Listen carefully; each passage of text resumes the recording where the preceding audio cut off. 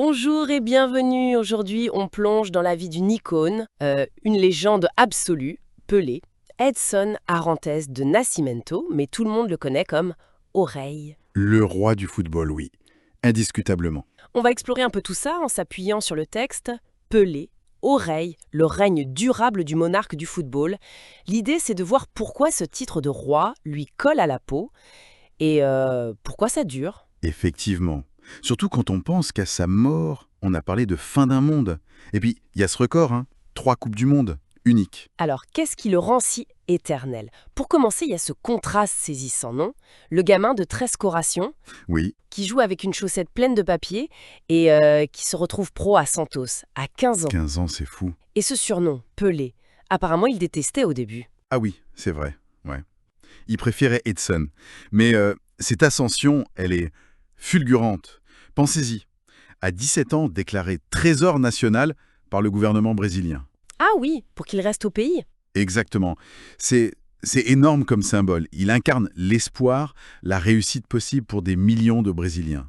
Son histoire devient presque l'histoire du Brésil moderne. Et sur le terrain, quel joueur? On le décrit souvent comme l'attaquant total. Oui, vraiment. Il était à l'aise des deux pieds, c'est ça? Une frappe précise et puissante. Tout à fait. Et un dribbleur, incroyable. Le fameux dribble d'Avaca. Oui, j'allais en parler. Passer le ballon d'un côté, le joueur de l'autre, fallait le faire. Et la tête aussi. Malgré sa taille, 1,73 m, il était redoutable dans les airs. Sans oublier le créateur.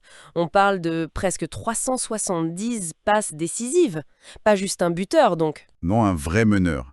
Jean Snella, le sélectionneur français en 58, avait dit « sans aucun défaut ». C'est dingue comme compliment. Ce qui est fascinant, je trouve, c'est comment il a révolutionné le poste d'attaquant.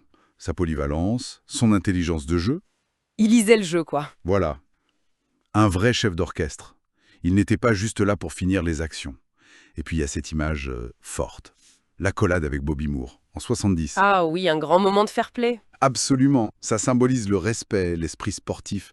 Ça a forgé son image de leader bien au-delà du terrain. En club aussi, c'était quelque chose. L'âge d'or de Santos, c'est lui en grande partie. Complètement. Les championnats Paulista, les titres nationaux brésiliens, et puis 2 Copa Libertadores. Oui, l'équivalent de la Ligue des Champions. Suivi des coupes intercontinentales. Il a tout gagné. Et son passage au New York Cosmos, plus tard, ça a vraiment aidé le foot à décoller aux États-Unis. Oui, ça a eu un impact médiatique certain. Mais bon, le sommet de sa carrière, ça reste quand même. Les Coupes du Monde. Les 3 Coupes du Monde, c'est ça, l'exploit inégalé.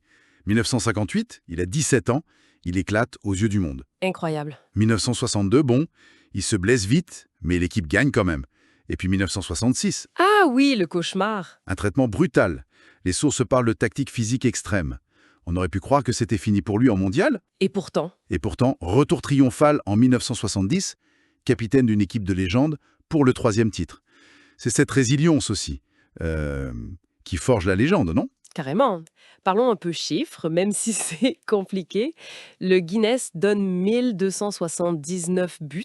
Oui, en comptant un peu tout, les amicaux, etc. Les chiffres officiels sont plus autour de 757.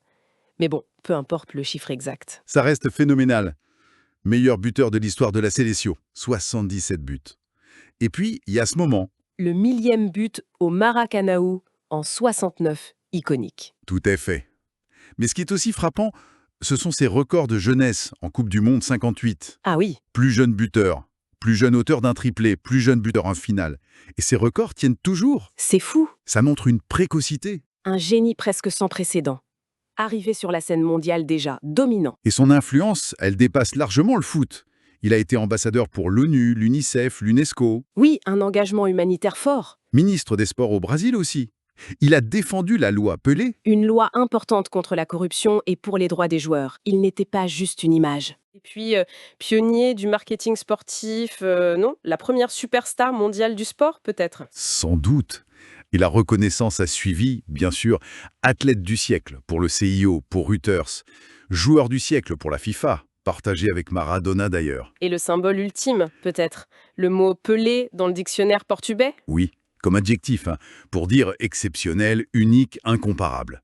C'est un incroyable comme hommage. Les sources le comparent souvent à Maradona, en disant que Ah. Pelé incarne une sorte de perfection plus. Plus consensuel peut-être. plus unanimement respecté, oui. Bon, alors, si on essaie de résumer, ce statut de roi, il vient d'où, finalement? D'un mélange, j'imagine. Oui, un mélange unique. Le talent pur, révolutionnaire, Le palmarès inégalé, ces 3 Coupes du Monde, ça pèse lourd. énormément. Les statistiques folles, bien sûr. Et puis, tout cet impact. Hors du terrain. Humanitaire, politique, culturel. Exactement. C'est tout ça qui fait... Son règne. semble bien parti pour être éternel. Tout à fait. Et peut-être une dernière réflexion, au-delà des titres et des records, est-ce que finalement, ce n'est pas l'incarnation par Pelé du beau jeu, de cet esprit sportif, Ouais. qui a vraiment aidé à transformer le football en ce langage universel qu'il est devenu? Un symbole d'unité, d'espoir, un peu partout dans le monde. C'est une question intéressante, je trouve.